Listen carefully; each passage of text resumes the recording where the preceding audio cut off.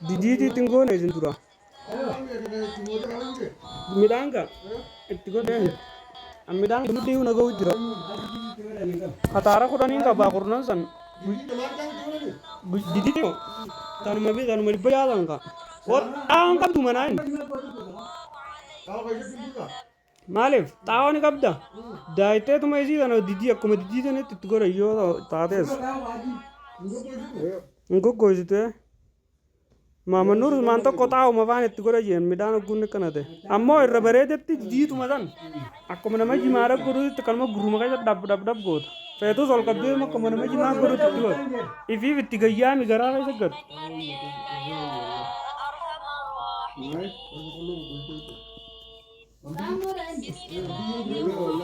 Biyen nih vivo nih tatif. Biyen nih nawai jalan.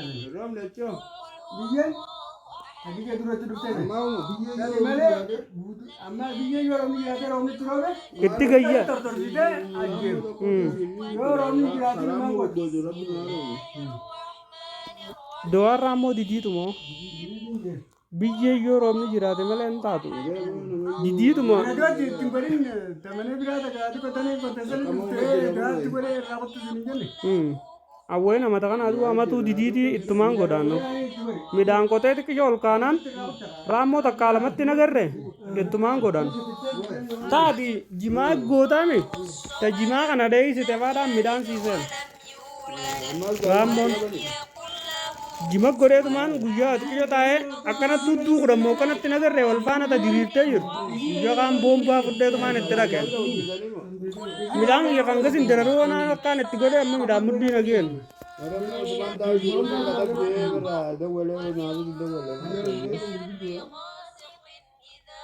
Tiga bar asar ibu java atau raja kuda takka dana. Jima undi roko isi. Gana mamma ni gana ma fayya. Guya kaisa ja burboto da bam timale ka kal mamaram te.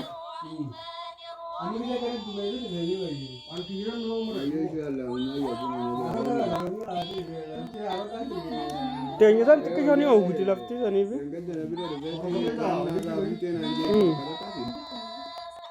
Bara na soy run aram basin aga ke teman.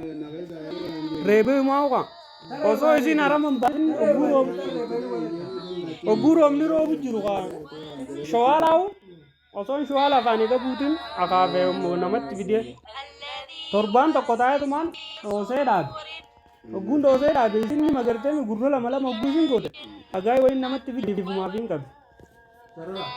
Rara. Ibu mafin ka be me agai. Ibu gugo tu be ka sepi gota ta de bar santai ka. Iddar rachi si ga masjid ke harta me. Dagmu duranu ye gama na dofte kana er gadde debitar gama na. Sina kaje gai gode romni ni sitro robe mi akasman nage ta dadi.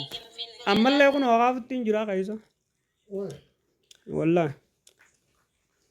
Biye dan jelat tasdidi. Oh bukan aja.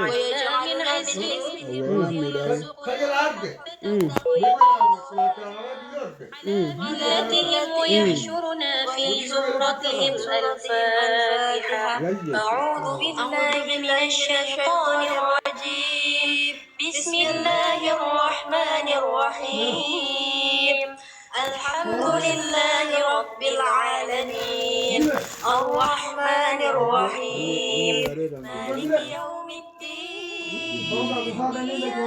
Jarak kami apa tuh? اهدنا